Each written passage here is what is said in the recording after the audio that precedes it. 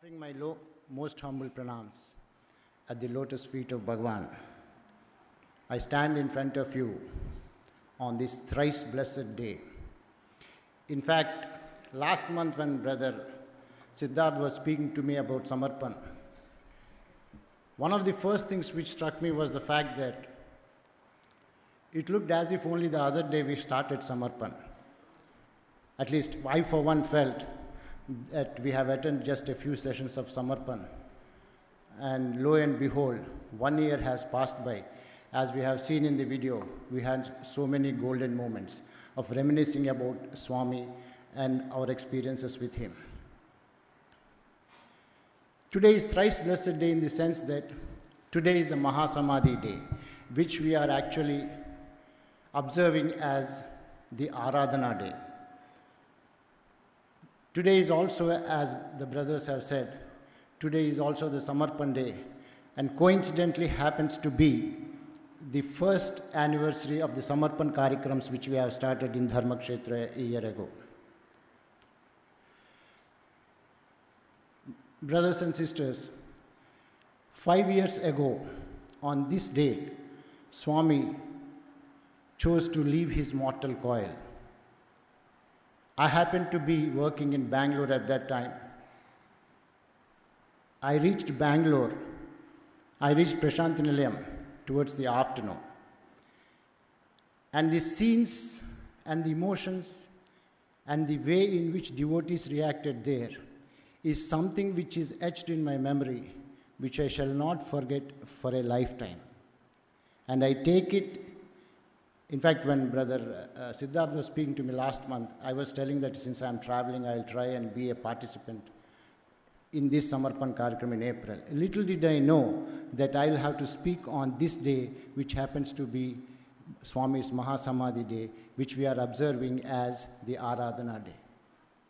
I take it as Swami's will and Swami's sankalpa that I should share some of my thoughts and some of my experiences with you on this blessed day. On the Mahasamadhi day, one of the most overriding or the overwhelming feelings among the majority of the devotees has been a sense of having been orphaned. Swami has left us. Swami has gone to a distant place. Swami is in his heavenly abode, Vaikuntha or Kailasa, what have you. And that there is an extreme pain in one's heart. We feel a sense of void in one's heart. And this was the overriding feeling. Why, as late as in the last 90th birthday celebrations, myself and Naren Ramji were sitting side by side in the Hillview Stadium. And in front of us, Sri Srinivasan of TVS Group was sitting. Some discussion, some conversation took place about Swami. One of the things which Srinivasan, mind you, Srinivasan is a devotee whom Swami has blessed in n number of ways. He is a very familiar face in Prashanthi Nilayam of the TVS Group. He said, so many people say so many things about Swami's departure, but in one respect, I really miss Swami. Mind you, a devotee of his standing, a devotee of his proximity, a devotee who was so close to Bhagwan, saying that I really feel that earlier, whenever I had any trouble, whenever I had any problem, I used to come to Swami, catch hold of his hand and tell Swami, Romba kastama irkade. It's become very difficult. I cannot carry on like this. You help me out. So that hand which I could hold, the shoulder on which I could lean is something which I am missing. This, in a way, sums up the feelings of the general run of all of us, a majority of devotees. But I also have seen in a few devotees who are spiritually more advanced, saying that Swami has asked us to get ourselves promoted from a sakara form of worship to a nirakara form of worship. But the overwhelming thought, overwhelming feeling among the majority of we devotees was that Swami has left us high and dry, that he has left us for a far-off place. In fact, a few snippets in the Samarpan Karikrams which have been shown provided us an answer. But I would like to place before you, in Swami's own words, what are the words which are most soothing, which are most assuring and reassuring and comforting on this day of Samarpan, when all of us have mixed feelings about Swami, depending upon our own equation and our own spiritual maturity. One day in 1974, I just joined Vrindavan. I was a couple of months old in Vrindavan. That Vrindavan, which I'm talking of 1970s, is completely different from the Vrindavan of today. I will try and come to it a little later. I distinctly remember this for what Swami has told, and I thought that is the first thing which I need to share with all of us, all of you, as to what Swami has said. Dr. Bhagavantam was there, Ram Ramangaru was there, a few of our boys were there. Swami asked, do you know what is the most appropriate way of addressing Swami? In other words, Swami was asking, do you know what my correct address is?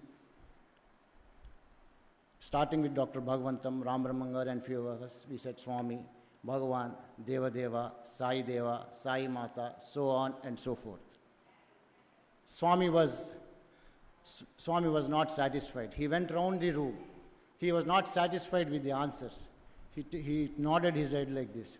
Then he asked Bhagavantam again, Bhagavantam, do you recollect the way in which Venkatgiri Raja used to call me? Venkatgiri Raja, if some of the older devotees will recall, Swami used to say Kuppam devotees and Venkatgiri devotees were the first devotees in this avatar. Venkatgiri Raja used to call him in a particular way. And for some of you, for the old boys, in fact, Venkatgiri Raja's grandson Satyaprasad, who was our junior, who played Ranji for Andhra, did the recent Samarpan on 14th in Shivam in Hyderabad.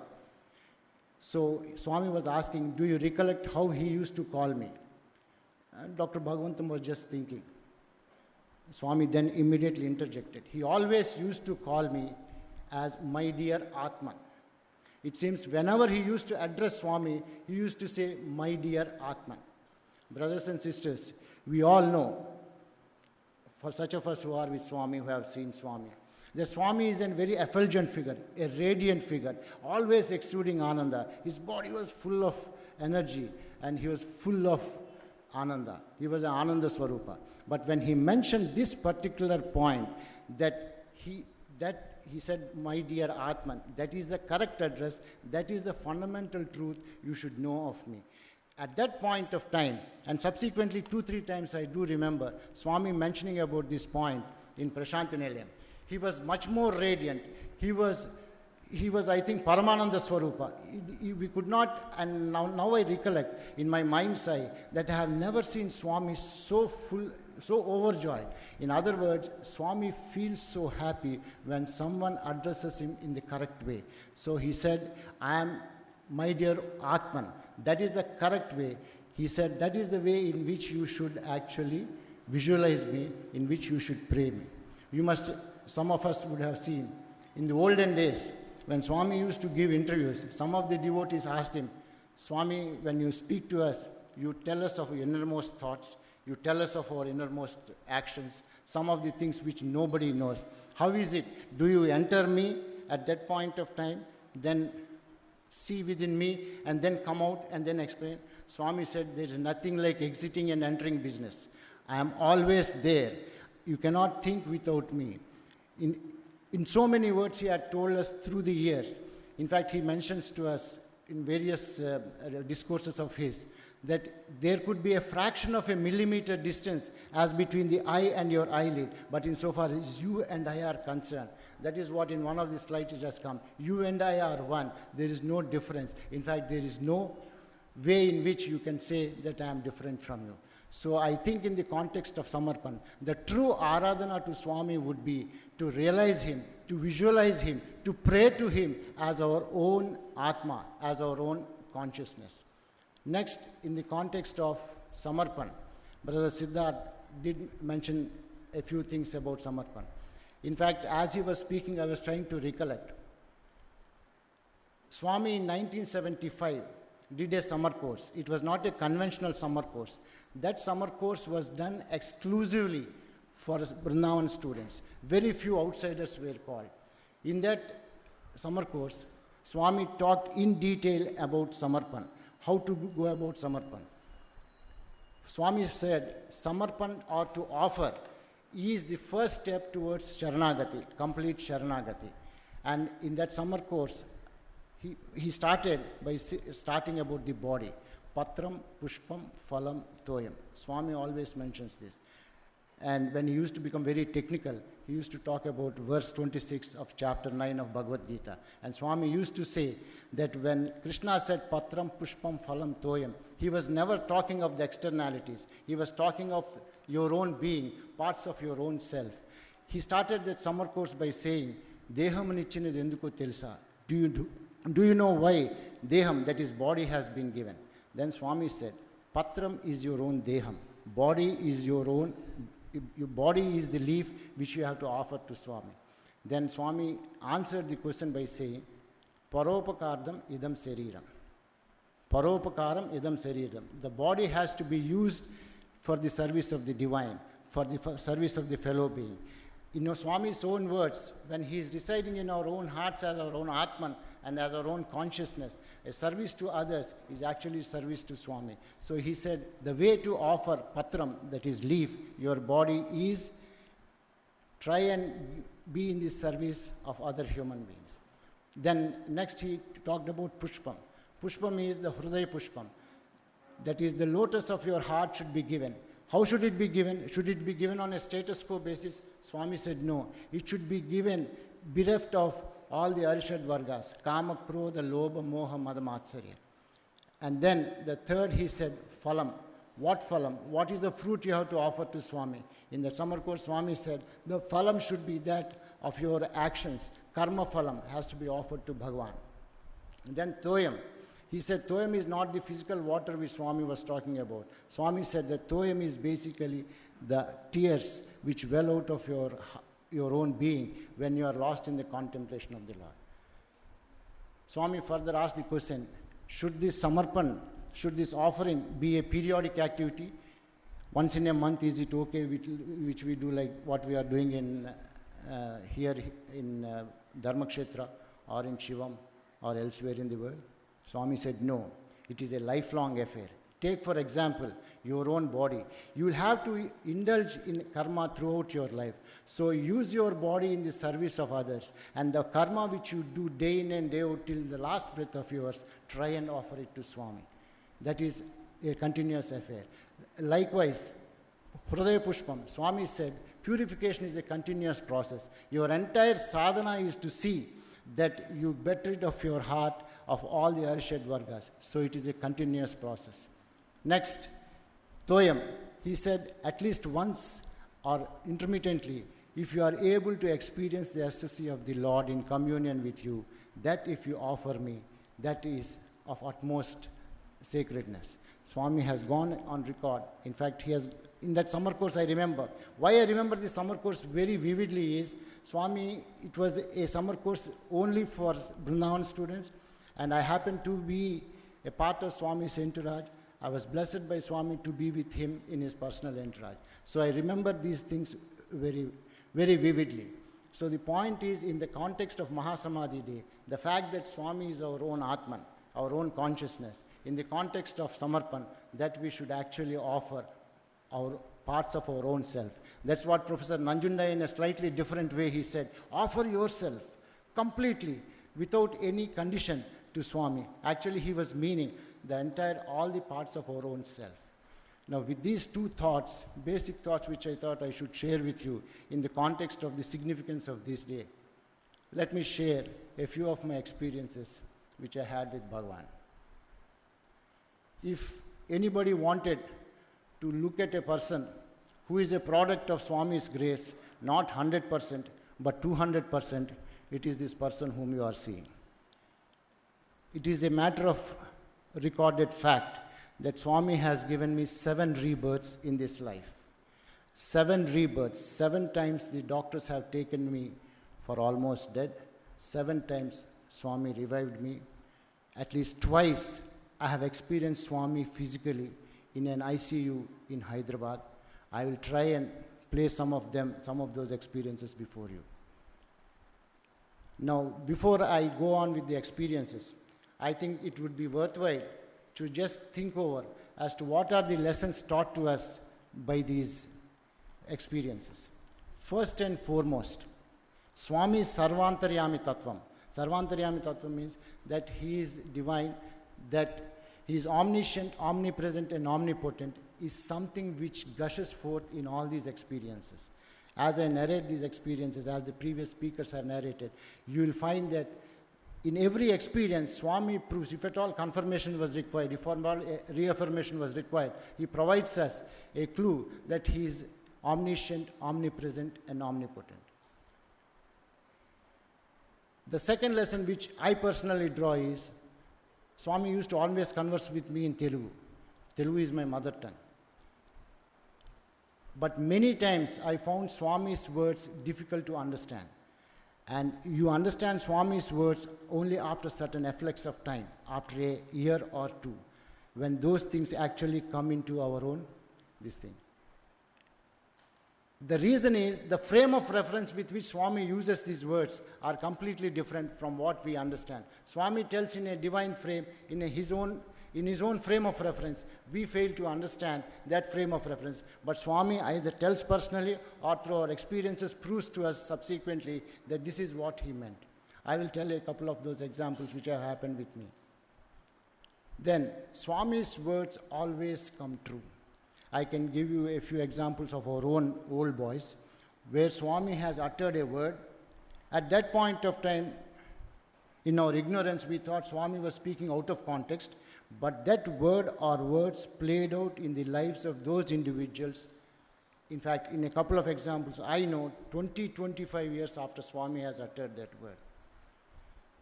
Apart from this, one of the things which comes out very forcefully by my experiences is Swami's penultimate nama in Ashtotram is Om Shri Sai Sulabha Prasannaya Namaha. Swami is easily propitiated. One of the things which comes, I'm sure it's the case with all your boys, you do a very little thing, but Swami is so ecstatic, Swami is so pleased that he gives you the fruits thereof then and there. So he is Sulabha Prasannaya Namaha. Then, most important is, Swami is a Krishna, is a very mischievous that way. In fact, in Vrindavan, in old Vrindavan, he used to play pranks. There always used to be an Abhinavabhava Sambandha, an intricate organic connection between me and Ram Brahmangaru. Ram Brahman was the caretaker of Vrindavan. Elders like Dr. Mistry and others would recall him. Whenever he used to get upset with me, Swami used to give a peace of mind to Ram Brahman. Whenever Swami was upset with Ram Brahman, he used to give a piece of his mind to you. You do not know why that has happened. But I will try and place before you some of the experiences which I had in this context. These are the lessons, most important lessons which we learn from Swami. If I were to analyze my experiences, perhaps my experiences from a time and convenience perspective can be divided into 4 parts. The first, what I experienced Swami when I was in childhood. Till such time as I reached Bhagavan as a student, whatever are the experiences which I have experienced, that could be taken as part 1. Part 2 are those experiences which I have experienced as a student in Swami's college. Third, after I came out from Swami's college, what I have experienced, that could be the third part. The fourth part perhaps would be what I have experienced after Swami's Mahasamadhi. I think in these 4 parts I can relate my experiences. To the extent possible, I will try and follow this particular order. Let me begin at the beginning. My first experience with Swami is through our puja room, through our altar, through our puja room. I grew up in Guntur. It's a place in coastal Andhra. For some of you who are curious to know it, it is the place where the new capital of Andhra Pradesh is coming, Amaravati. I happened to grow in that town. There used to be an altar in our house. There used to be Satyanarayana Swami's photo in our house. There were quite a number of deities photos, gods and goddess photos in the puja room. But in the main altar, there used to be Satyanarayana Swami's photo. It was a medium-sized photo, which used to be the main photo of worship during Satyanarayana Swami's Vratam, which we used to do once in a year in Kartik Mass. When there was a peculiarity about that Satyanarayana Swami's photo. And whenever after that, whenever I see any Satyanarayana Swami's photo, I'll try and find out whether that peculiarity is there. The peculiarity is, Satyanarayana Swami is in dark blue color. He has the kirit and all that. But that photograph had a peculiarity. From a distance, if you looked at that photograph, it looked as if Swami was looking very angrily at you. The way in which the eyes were shaded, the way in which the lips were shaded, from a distance, you feel that Swami is really looking at you, frowning at you angrily. And I used to have a tinge of nervousness whenever I used to see it. I used to feel very jittery.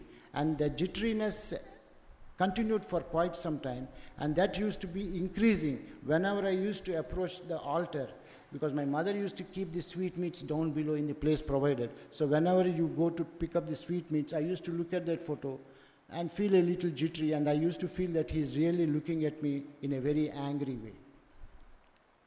This continued for long. In my childish one of the things I did was, though I was feeling jittery and sort of ill at ease, I never asked either my parents or the elders in the house as to the correctness of that supposition. Curiosity got the better of me one day. I took the help of a stool, went near the photograph, saw the photograph at close quarters, and lo and behold, actually the lips of Swami, because of the way in which they were shaded, they were actually looking as if he was frowning. What I thought was Ugra Narasimha Rupa was in fact Chirumandahasam. It is like, how should I put it? The statue of Krishna which is there on top of this hillock, if you see the Krishna statue there, Krishna is smiling a little bit in Chirumandahasam. That is the actual thing, but because of the shade and all, we used to shade, the way in which it was shaded and the eyes shading, I used to think that it was this thing. Few months thereafter, after this incident, Swami gave me the first interview. Me and my mother. My mother, prior to that, for more than a couple of years, she had a lot of blessings of Swami. Swami has given us her a number of interviews. You know how how Swami introduced himself to me? I used to have a peculiar habit whenever I used to go to the altar. I used to close my eyes like this. When puja was being done, as a small child, I used to be standing in the front, parents behind, and the others behind. And I used to close my eyes like this, do like this, and I used to open my eyes like this. The idea was, it was my childish ignorance perhaps, that since Satyanarayana Swami puja, since puja is being offered, Satyanarayana Swami should be propitiated, at least he must be laughing at that time. So I used to look like that. The moment Swami saw me in the interview room, my mother and myself were standing. The first thing Swami does is, he stands like this, he does like this. It was electrifying. And then Swami says in Telugu, Kopanto kadra, premato chustunar Swami. Swami is not looking at you angrily. He is looking at you lovingly. And mind you, if you analyze very closely, Swami has he is divine. Swami's first name, as given by his parents, was Satyanarayana. He used to be called Satyanarayana Raju. Swami didn't say about Satyanarayana. He said, Swami is looking at you lovingly, not angrily. This was the first confirmation. In fact, this is the second confirmation which Swami gave me, because 2 months before that, for Shivaratri of 1969, 2 days before Shivaratri, I had the first darshan of Swami. The moment Swami came out of the interview room, one of the first thought as a child was, it hit me like a thud. Swami those days used to have pan, and some of the reddishness used to palm off on his lips. The lips were exactly the lips which I have seen in Satyanarayana Swami's photo when I saw it at close quarters. So this is a second confirmation, if at all it is required. And I must say at this juncture, devotees fall under two categories. For some of the devotees, it is love at first sight, it is faith at first sight. You see Swami, you develop faith, it is just automatic. I happen to belong to the first category. There are certain others like my cousins and others who had to go through a lot of testing Swami, so to say, and accept Swami. But I belong to the first category. This was the first introduction Swami gave me. My mother was looking askance. She was wonderstruck. What is Swami telling about this fellow, which I do not know? Then, after this, Swami tells, In Telugu, he tells me, you need not do puja the way in which you are doing. He tells me in the interview room, you need not do puja the way in which you are doing. My mother was wondering, what puja is this fellow doing without me knowing it? Actually, I had a very peculiar habit as a child. I used to take some of the smaller photographs from the altar and the puja room, create my own small puja room in one of the pathways in the house. It was a typical townhouse where at the center house is there. There is a front yard and a backyard, and then there are pathways on either side, so that if somebody comes from the front yard, they need not enter the house, they can go to the backyard just like that. So in one of these pathways, I used to clean it nicely, all by myself. Nobody told me. And I used to take the smaller photographs, put it against the wall there, construct walls with loose bricks, put some asbestos sheet or kadapa slab, and do aarti. I mean, two things I used to do. I used to have great joy in lighting the agarbattis and doing the camphor aarati. Swami was actually mentioning that. You need not do puja the way in which you are doing. The reason was, a few months before this, for the last time when I did this I used to do when my parents were not around in the house. There was a cyclonic storm and some of the photographs got wet and I had to actually retrieve them and put it in the puja room. My mother was looking at me, looking at Swami in a very surprising way. Then Swami explained, whatever I have told you, Swami explained to her in Telugu. This fellow is in the habit of doing this. This is what I am telling him. He need not do puja the way in which he is doing. So this is the first introduction to Swami. Then the most major happening, if at all I have to recall about my experience with Swami, is Swami's assurance of protection. Somewhere in 1970, in one of the interviews, first I had the darshan of Bhagavan in 1969, and 1974 I joined Swami's college. 69 to 74, these 5 or 6 years, if some of the older devotees recall, that was the period when Swami was giving maximum interviews. In fact, that was the period of interviews during Swami's avatarhood, where he covered lakhs and lakhs of devotees. So during that 5 or 6 years, Swami used to call me for interview many times, on all the days for which I was there, and many times, or most of the times, morning and evening. In one of the interviews, one day evening, he told me in Telugu, Repu Rara Raksha Istan. Come tomorrow, I will give Raksha. Raksha means protection. So next day morning we sat. Swami came out, picked up the people for interview. Those days, 2 batches of interviews he used to call. He came towards me. He called the person on my right. He called the person on my left. He didn't call me. He went inside, finished the first interview.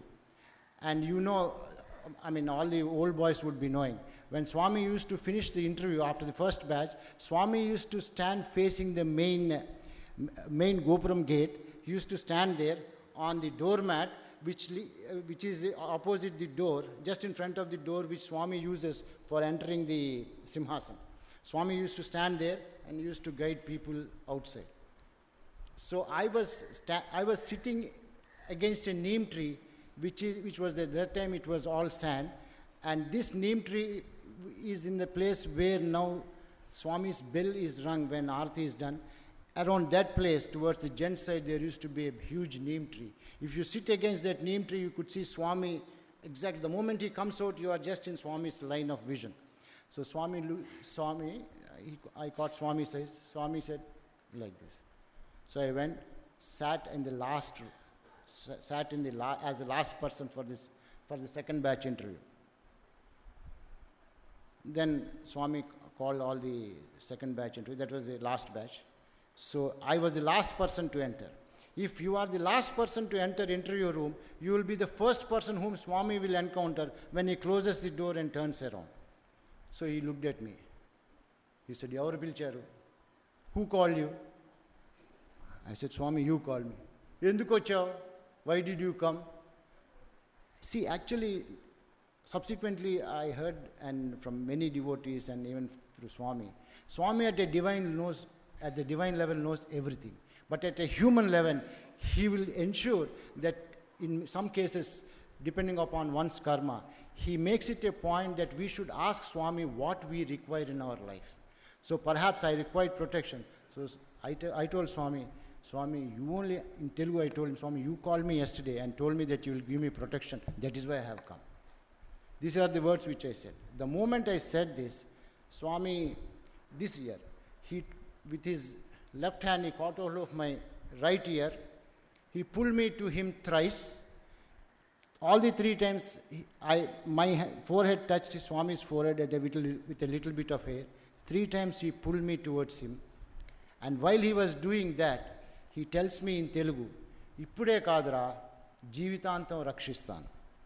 Not for now, Ra, I will give you Raksha for a lifetime.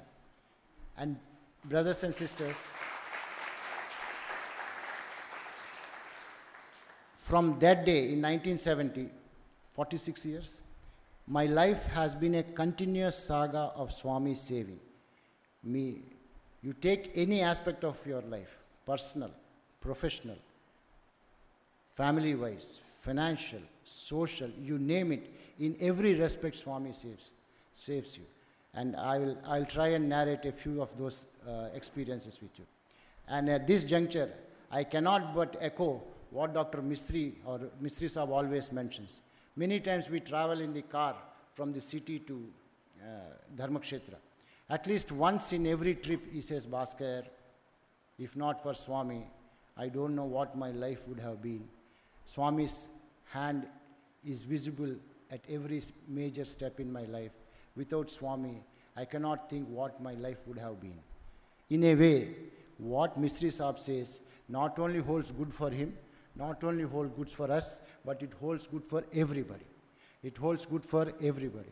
So the point I am trying to say is, Swami's protection, he has made me ask that question, perhaps knowing that I require that protection for a lifetime due to my own karmas in the past. Does that mean that Swami has not protected us earlier? The answer is no. Swami has been protecting each and every one of right through our lives. Only it is due to Swami's grace that some of us are consciously aware of the fact that Swami has played a part in this aspect of your life. Now, let me mention 1 or 2 instances of Swami's protection before I joined Swami's college. Let me give you an episode. Swami also protects you from going into certain bad ways. In intermediate, final year exam, in the name of studying late in the night, my friend used to come. Both of us used to go on cycles to a town center, have a cup of tea, and come back for studying or whatever. One of the friend who was accompanying me was a compulsive smoker and a compulsive pan eater. After tea, he used to force me every day to have cigarette. Pan anyway I never used to have. 2-3 days I resisted. The 3rd day I succumbed. Just that smoke I never used to like that smoke. I used to just take a puff or 2 and then throw it away. But that I did 2-3 times. Immediately after that we went to Parthi. My mother and I are called for interview. The first thing he looks at me and says, Poga, Poga. Poga in Telugu means smoke. My mother by this time has reconciled that Swami every time tells something about Bhaskar which she doesn't know. Then my mother was asking, then Swami is also mischievous, so asking. I didn't answer anything, I just put my head down. Then Swami narrated what I told you. This fellow in the name of late studies, he is going, his friend has forced him. Okay, his friend has forced him, why should he succumb to it? So this was the end of smoking. The point I am trying to tell you is, when Swami takes the protective gear, he is there in every aspect of one's life. That is a limited point. Then on education front, I think I wrote it in Vidyulekha about my experience. In those days, whenever we used to go to Swami, especially my father and myself, father used to be in the habit of staying for months on end. In fact, I remember on one such sojourn, I have come to Dharmakshetra in 71 or so, where this structure was there, and Atma Ramayana was there on top in the ceiling, in the side ceiling. So we used to overstay for months together. So one of those, for the intermediate final year, I was a BPC student. In fact, Professor Anil Kumar was our botany lecturer at that time. The final exams were announced. It was March time. The final exams were announced. And you know, for science students, first you have to complete the record work. The practicals will be there, and thereafter the theory exams, written examination. So my mother was trying to frantically call us, but those were the days of trunk calls. Prashant Nilayam had only one telephone in the postmaster's room. If somebody wants to make a call, inward call, a particular person, PP call has to be made. She was frantically trying. She could not succeed. So anyway, after overstaying, Swami one day told us, why are you not going home? You go home. Why are you staying for months on end? So we took Swami's blessings and went. By the time I went, the last date for submission of the botany record was over. And I was crestfallen, because if you miss that year examination is gone and you have wasted 1 year. But my mother told, one of your friends came on his own. He took the record, your botany record. I don't know what has happened. So Professor Anil Kumar was our botany lecturer. We went to the college and found that my friend, I didn't never ask him anything. He on his own completed one fourth of the record has to become. He completed, gave it, and submitted it within time. And the best part of it is, the next day you go to find out the marks, because normally the marks were given before the final examination. They said that I happened to have the highest mark. After the exams were over, went to Swami. Swami comes straight on me. Swami comes straight on me for the darshan. After coming from the ladies, he comes straight on me, looks at me and says, Evendra, botany record, he says. What happened to your botany record? The point is, even on education front, the point I'm trying to tell you is, there is no limit to Swami's grace. The way in which he operates through you is something which no philosopher, no poet can express. Then, our exams were over, results were out, I topped the university. Then the question of doing what next. My parents were of the opinion that I should do medicine. I said, I am not going to do it, because I cannot do it.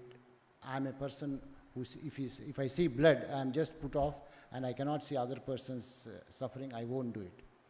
So as usual, then we said, let us go to Swami. Went to Swami. Swami calls us for interview, mother and myself. The very first thing he says, this fellow's heart is weak. He gave me an indication there. In 1974, this fellow's heart is weak. Medicine is not for him. He looks at me and says, Are, no, Ra, you come. I will give you seat. Do BCom in my college. This is how I joined. So the point is, Swami guides you even in the context of taking whatever line of preference you want to take. So that is how Swami saved me and took me into his fold. Now, after coming into Vrindavan, 1974 I joined. And the way in which we've spent, you have seen a few of these photographs earlier also. There was a scrolling which went. The connection between Swami and the students are something which nobody can say. And now in retrospect, I feel, for Swami's 50th birthday, some of us, all the boys who were there in Vrindavan at that point of time, we told Swami, for your 50th birthday, 1975 was Swami's 50th birthday, Second World Conference was to occur. So we told Swami we would like to have an offering at your lotus feet. Swami said, okay. Then we told him, Swami, we would like to write essays, publish it as a book, and offer it at your lotus feet. Swami, those days, for 9 months in a year, he used to stay in Vrindavan, and only during festivals, he used to go. So we came out with a book, Hrudaya Vrindavan. That is the name of that was the title of that, Hrudaya Vrindavan. The next day, a few of us wrote about 20 titles and showed it to Swami. Swami picked up over 15 or 16 and said, Chayendra, on this you write the articles. And then the topic which Swami gave me was, the days of my youth, the days of my glory. He asked me to write on that topic, the days of my youth, the days of my glory. And for that starting of that article, I wrote a poem which even now as I think of that poem, I feel that it holds good for all of us for all times to come. Not only for the students, but for all the devotees. The poem runs something like this. In the daylight of his splendorous glory, in the daylight of his splendorous glory, his means Swami's, in the daylight of his splendorous glory, in the esoteric night of his inscrutable reality, in the mid-hanging twilight of his serene beatitude, in the pulsating throb of his listful laugh, and in the green foliage of his melodious symphony, we means the students, we dance in ecstatic joy to the tune of his divine melody.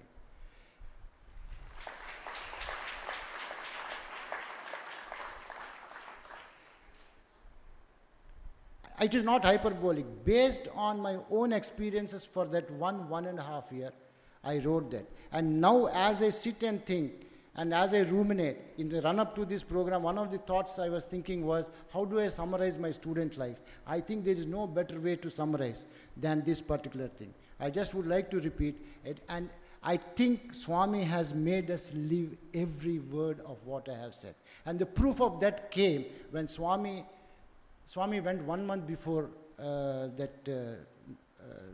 birthday celebrations to Puttaparthi. Before going, the book was ready, we gave the book to him. Swami opened a few pages here and there, a few of us were around. He said, then he opened this thing. Baga Rastivira, he said.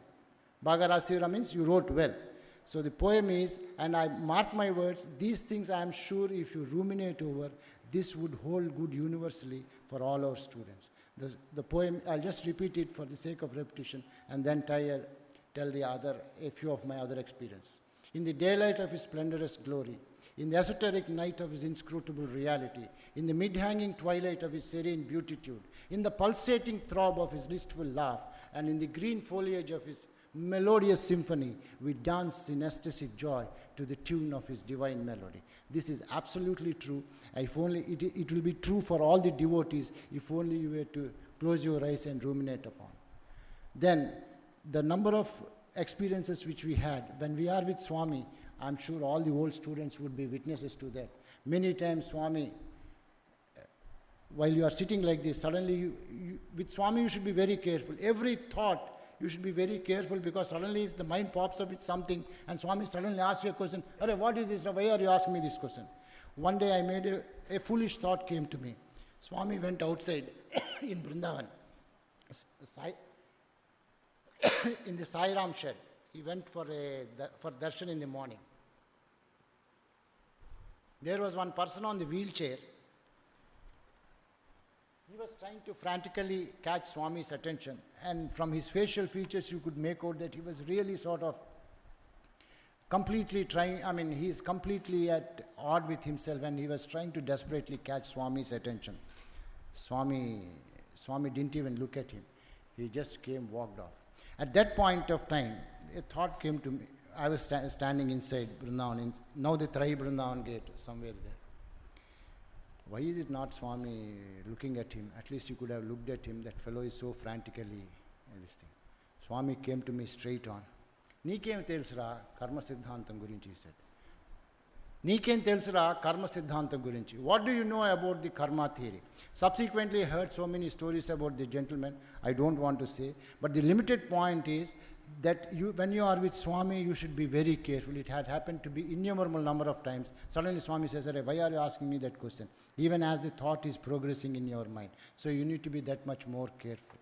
And now I realize, and even that time we realized, but the realization dawns on you very deeply now, that Swami those days used to give so many chances. For instance, I looking after Gokulam or Agro, or some boys looking after the birds.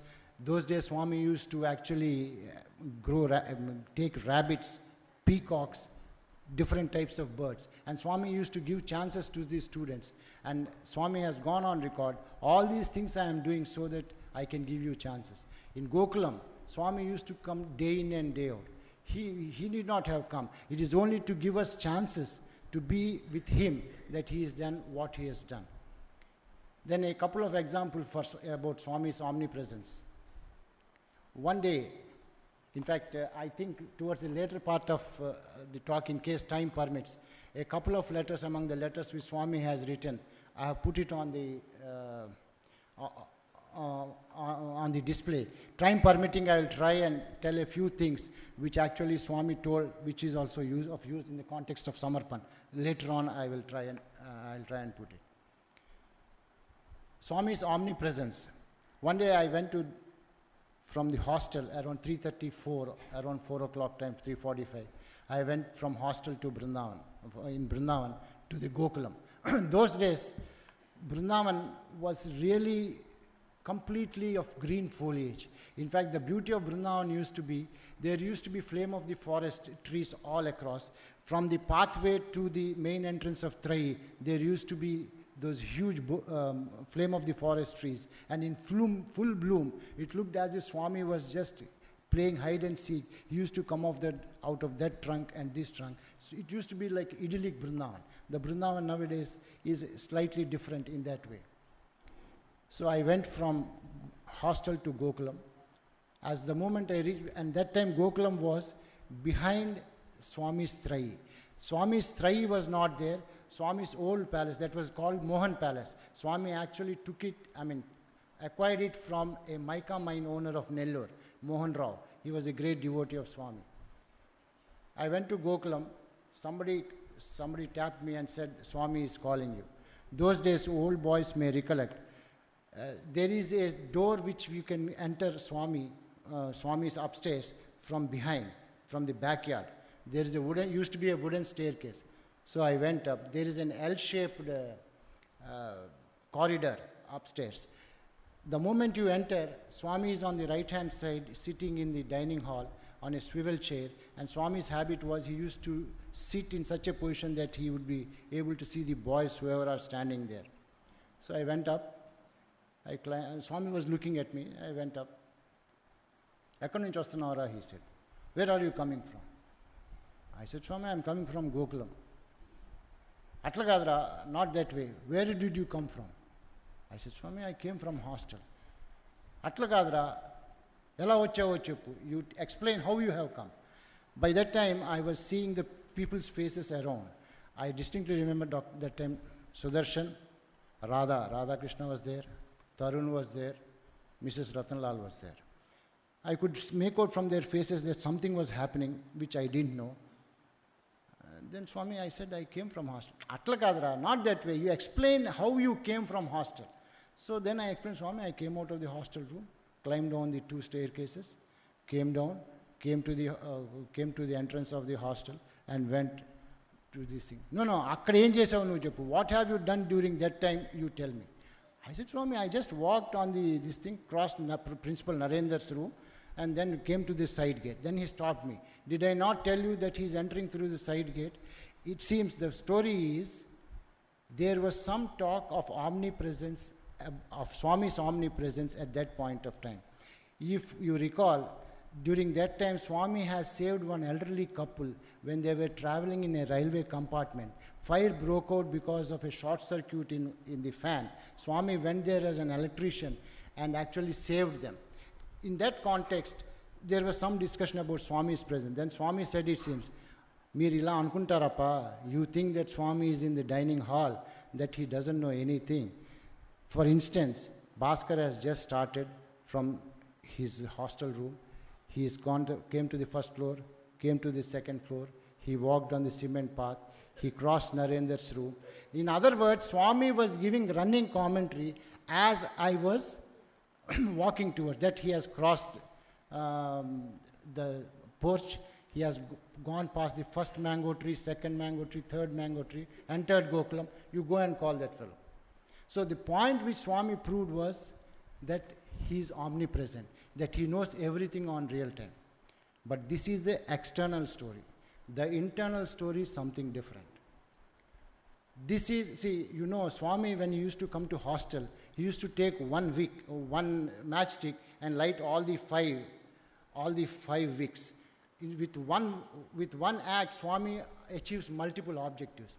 For them and for all of us, it was a lesson that Swami was omnipresent and omniscient. But the other lesson was, Swami asked, looking at me very lovingly, he served some tiffin and snacks and asked me to eat. And he was looking at me very intensely and very lovingly. I also didn't understand why Swami was doing the way in which he was doing. Abu bin Adam gurinchi telusra, he said. Abu bin Adam gurinchi telusa. Do you know about Abu bin Adam? Abu bin Adam is a story where he was a very pious man. He was doing the service of others very assiduously. One day, an eagle came to him, shown him a golden diary, and shown him a list of those people who love God. Those people who love God. And in that list, it seems Abu bin Adam's name was not there. But Abu bin Adam told that this thing, please tell God that I love the fellow human beings very much, and also I love the Lord very much. Tell him that. So next day, the same angel comes, shows him the list of those whom God loves. And there, in that list, Abu bin Adam was the first. Next, after he completes this story in Telugu, he tells me, Are Nuvera first? He tells, you are first in Swami's list. The answer is, the reason is, a few months earlier, 6 months earlier, Swami wrote to me a letter, and he told me a particular way of doing a sadhana, which is not there in this, but asked me to do a particular way of sadhana. And I thought that since Swami has so lovingly told me like that in a communication, in a written communication, I should do that. I was doing it really as a yajna for those 6 months. So actually Swami was giving confirmation to me that you have been doing that very assiduously, therefore your name is in the list of those people whom Swami loves as the first. And while going out, you know, when Swami, even if he's in among hundreds of people, if he wants to tell something to you, he will tell in a way which others do not understand, which others even cannot listen, and only you can listen. While going out, he went out brushing against me and said, Sadhana bhaga sagutundra. Sadhana is going very well. These are the words which he said. The point I am trying to prove is, this is the way Swami achieves multiple objectives by a single act of his. In that particular experience, Swami finished telling everybody that he is omniscient and omnipresent, that he knows everything on a real-time basis, and then he is also confirming to me that yes, indeed, you are doing whatever is to be done. Therefore, this is what is a confirmation which I want. This is insofar as one of the experiences is concerned. Perhaps the most other significant experience is how Swami helped in the context of education. I think I very briefly told this when Professor Nanjundaya's this thing was there.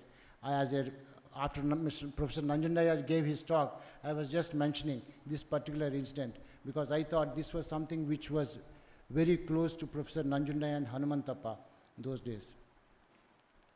The experience is like this.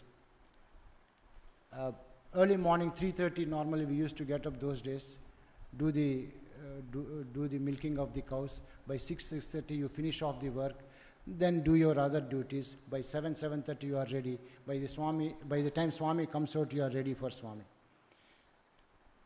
That time, my M.Com third semester exams were on.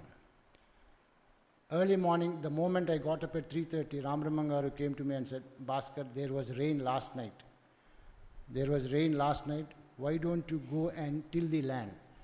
We used to grow guinea grass. Those days, Swami, because of insistence of Ramramangaru, he acquired quite a bit of land across, around Brindavan, around 60-65 acres of land we used to cultivate those days.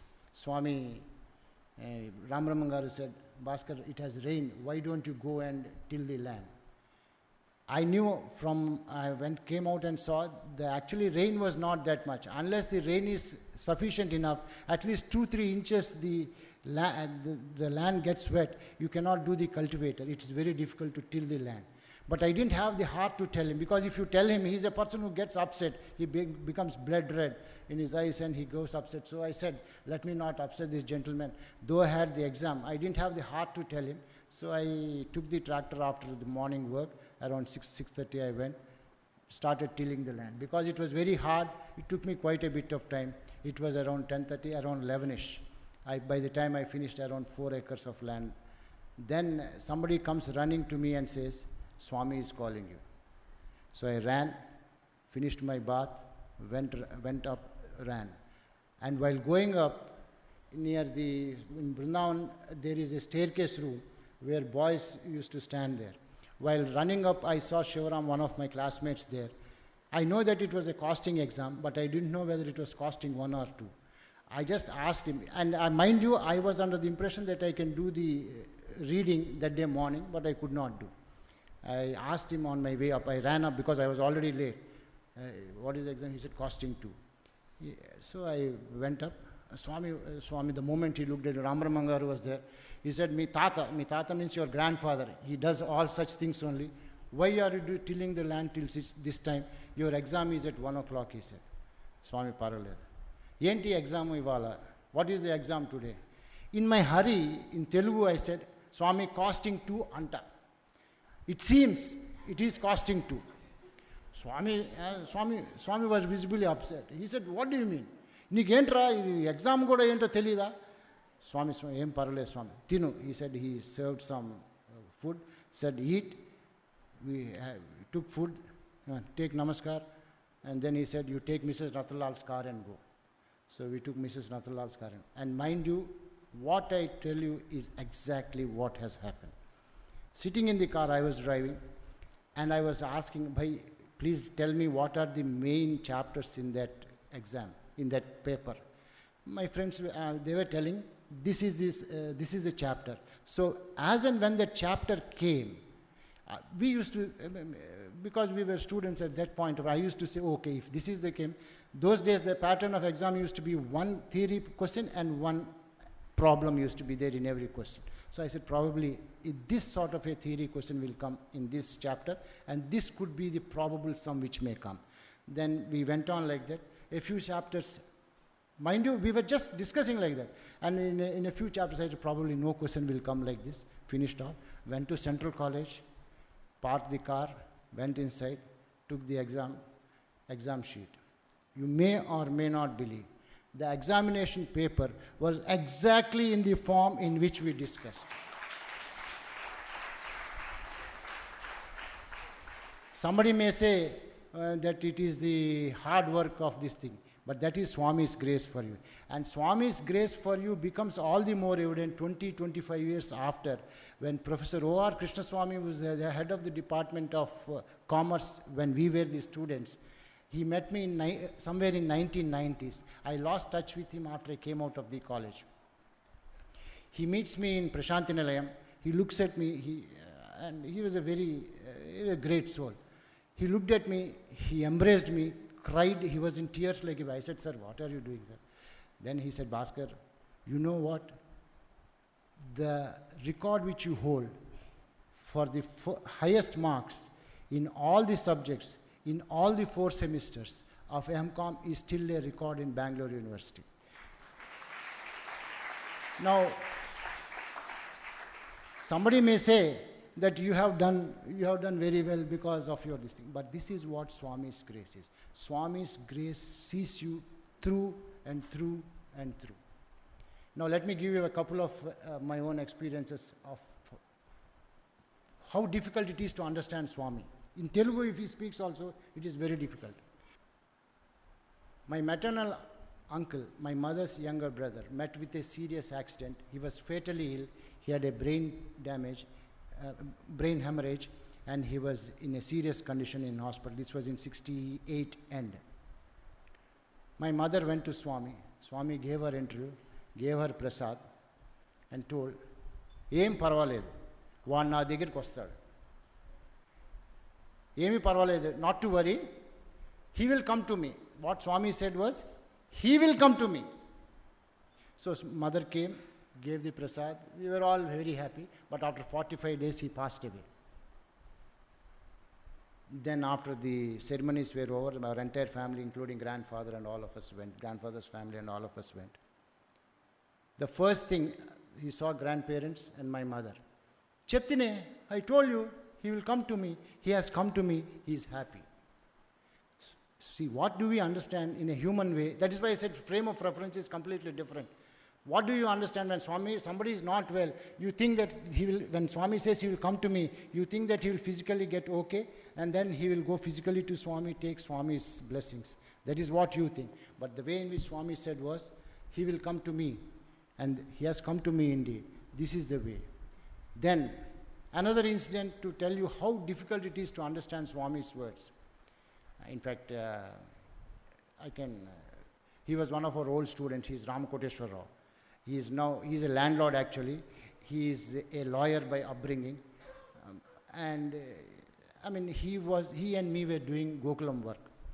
During those days, Swami asked me in the first year of MCOM to start Gokulam on the backside of the college. In fact, there is one photograph here where we were garlanding Swami at the inauguration of that particular Gokulam. This was the photograph of where we were. I was garlanding Swami. Swami inaugurated that Gokulam, we garlanded. From that Gokulam, in the evening after finishing work, I was going on a cycle towards from the college to Vrindavan. Swami was there in Vrindavan. The moment, and Ramakoteshwar was my pillion rider. He was behind me. The moment I turned the cycle on the road, I saw all the devotees standing on the road, turning towards Belturu side, towards college side, and doing namaskar. Then I knew instantly that Swami was actually somewhere behind coming in the car, because those days Swami used to go, go for a drive. I asked Ramakoteshwar, see, all the devotees are looking this side, they are all attentive. I think Swami is coming, just have a look behind. He looked at behind and he said, Kompa munchesavaya. Arey bhai, you have really made my life miserable. Something to that effect in Telugu. He said, Swami is actually coming in the car. Then we are in a dilemma. Swami, those days, if we get down and if he sees us with the other devotees, Swami used to not be very pleased. So I said, the best way is, I said, Ramakoteshwar, sit tight. Let me cycle as fast as I can. Let us go back to Vrindavan. So we cycled very fast, but as luck would have it, Swami's car overtook us. Swami, it seems, made some comment. Radha was driving the car. Radha told me, Bhaskar, Swami ni gurinchi adugutunnara. Subsequently, he told me. Then, as luck would have it, Swami went towards, beyond that railway gate, towards LMB Grassway, towards Whitefield. And we went in, had freshened ourselves and went inside the mandir, in the old Vrindavan palace. Swami came, it was in the safe room. He looked at me. Yentra, workers tho tirugutunnavu. What is this? You are moving around with workers. He was a student. Then I told Swami, I'm a student. I said, Swami is not a worker, he is a student. 20 years thereafter, what is the thought which I have? Swami, I don't know why he is mentioning, out of context he is saying worker. Mind you, he is a landlord. He is a well-to-do person. He is a lawyer also. He need not do anything. But yet he has the urge in him to do some industry work, so he has set up an SME unit, small and medium enterprise unit. At that time it was a peak electricity crisis in Guntur. Labor was not available. Because of lack of water and electricity, all the labor had gone. Nobody was available. And this poor fellow was stuck up with that SME. For 3 years, he was struggling alone. And one day when I finished my college and went back, he told me, Bhaskar, I have set up a unit, why don't you come with me? We went. Only one lone fellow opened the door, almost in ramshackle this thing. It was only working at 40 or 30% capacity. And for the next two hours, I saw Ramakoteshwar working along with that lone labor for toiling hard to do whatever work has been done. It was a cardboard manufacturing unit. Then Ramakoteshwar tells me, Bhaskar, you remember when Swami used the word worker, you and I thought, what is it Swami is mentioning that though I am a student, this thing. Actually, I don't need to do this, but this is what Swami meant when he said, worker to tirugutunnavu entra. I have been a worker for the last 4 to 5 years, Bhaskar. Believe me, this is what it is. So the point is, what Swami told in a very casual manner, this is what has happened. Likewise, he told a few of our students, I don't want to name these students. Arey, no, accident lone chachipotavara, he said. because of some incidents which happen, you will meet your end via an accident. In one case, it has happened. The point I am trying to tell you is, Swami's words are so very valuable. We may think it is just by the way, but this is the way Swami does it. So much for some of these experiences as a student. Subsequently, coming out of the student, I think the most important experience is that of my ill health. As I told you, from that day to this day, even to this day as I stand in front of you, my life has been a continuous saga of Swami's protection. You name it, all the cardiac complaints which a human being can have, I had. In 2002, I had a massive heart attack. After the initial treatment, I told the doctors, I will go to Hyderabad because my cousins are there. I went to Hyderabad. In the flight, I collapsed. How I got revived in the flight is also a miracle in itself. But subsequently, they did the angioplasty, and then they found that the heart was very weak. And then I developed series of complications. I got pneumonia, I got arrhythmia, all sorts of complaint. Doctors, I was in the ICU for quite long. And doctors were actually, I didn't know all these things. I was just lying in the bed. Doctors were trying to find out, he has been stabilized, how to take care of his long-term treatment. What is it that has to be done for his long-term treatment? I was lying in the hospital bed in an ICU in a private hospital in Hyderabad. One day in the afternoon, sometime around 3, 4 o'clock, Swami, in fact, nobody was there in this thing. It was a 8-bed ICU. Myself and another patient were there. Only 2 of us were there. And I was, in the afternoon, you just slightly tend to doze off. You just, not sleeping, but you tend to doze off. There was a tap with these 3 fingers on my right thigh, near the groin. That was the place through which they were doing the overdrive pacing for the last 2 days to me. I woke up with a start. Normally what happens in an ICU, when you are in an ICU, every 5 minutes some nurse or the other comes and pokes you for that blood and this blood or whatever. So I thought it was one of those nurses. So 3 times it was a tap on your right thigh near the groin. I woke up with a start. I looked around, nobody was there. The duty doctor was sitting somewhere there. And by your own experience, you immediately knew that it was Swami. Then you may ask me, how do you know that it is Swami? The smell of Vibhuti, and I do not know if the old students remember, Kasturi smell used to come. When Swami was around, this is our experience as old students, Kasturi smell used to come when Swami used to be there. Kasturi smell came. So, and I knew instantly that it was Bhagwan, Swami. What do? You just go cry your heart out. The next day morning, around 11 o'clock, similar tap 3 times on this left shoulder. The same day evening, 2 things happened. The overdrive pacing which they were doing through my right thigh, to my right groin, they removed it, and the super specialist, somebody there asked, and they said, sir, we have finally decided that we will implant an AICD in exactly the same place where Swami has tapped.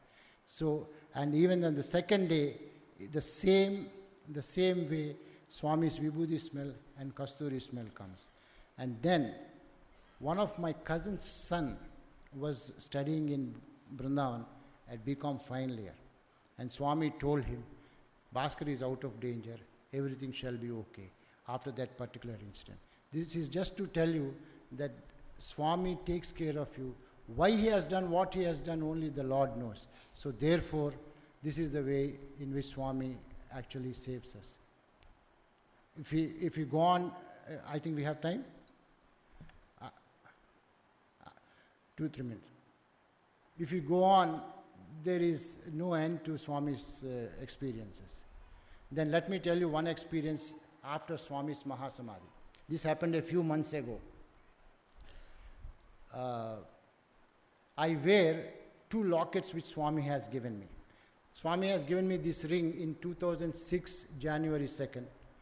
And before that, he gave me a locket, and subsequently he gave me a locket. I wear that in my, around my neck. When I first came in 2011, here, after Swami's Mahasamadhi, in June I came here to take up my assignment as Executive Director. I used to stay in Reserve Bank's guest house in Nepean Sea Road. Both these lockets and the talisman which I used to have, all those three I lost while I was staying in the guest house, in Reserve Bank guest house in Nepean Sea Road. I felt very bad. Whatever Swami gives, if you lose, you feel very, very, very bad. And then Swami, through a devotee who has inner connect with Swami, sends word to me not to worry, that they have reached Swami. You do not require that. For the moment, you do not require that. This is what Swami gave me a message through a devotee who has an inner connect with Swami. Mind you, during that period when I lost those lockets in the guest house, in Reserve Bank's guest house in Nepean Sea Road, all my goods were actually packed. They were lying in Bangalore, and they were transported only after 1.5 months after I lost this. Then, 3 months, just 3 months before, that is recently, sometime in November, December, the same lockets in the same condition, both the lockets and the talisman were found on top of a Godrej almirah in our house, which one of the servants, while they were cleaning, they found it. My wife told me, and my wife told me, when I came back from the office, she showed me all these three on an as-is, where-is basis, as they were there on that day. They were slightly, a little bit of slight, what should I say, dirt and all. So in the same condition, all the three were there on top of the this thing. What do? You go in front of Swami's altar and cry your heart out. Next day, Swami, this actually happened, through the same devotee who has Swami's inner connect, tells me, Bhaskar, Swami told me that he has come to your house, he has left these things for you, you may require this. This is what is the message. And this has happened as late as 3 months back. So the limited point I'm trying to tell you is, on this Mahasamadhi day, on this day, if we were to do true Aradhana, I think the true Aradhana to Swami is that whenever we close our eyes, either for bhajan here, or in meditation, or for puja room, the most important way is to visualize him in his correct address, namely that he is our own Atman. And true Samarpan is that on a continuous basis, all through our life, Patram Pushpam Phalam Toyam, we offer it to Swami on a continuous basis. I only pray that Swami gives us the strength to do this complete offering to Swami on a consistent basis throughout our life, so that we really actually realize Swami and we continue to be blessed by Swami. Jai Sai Ram.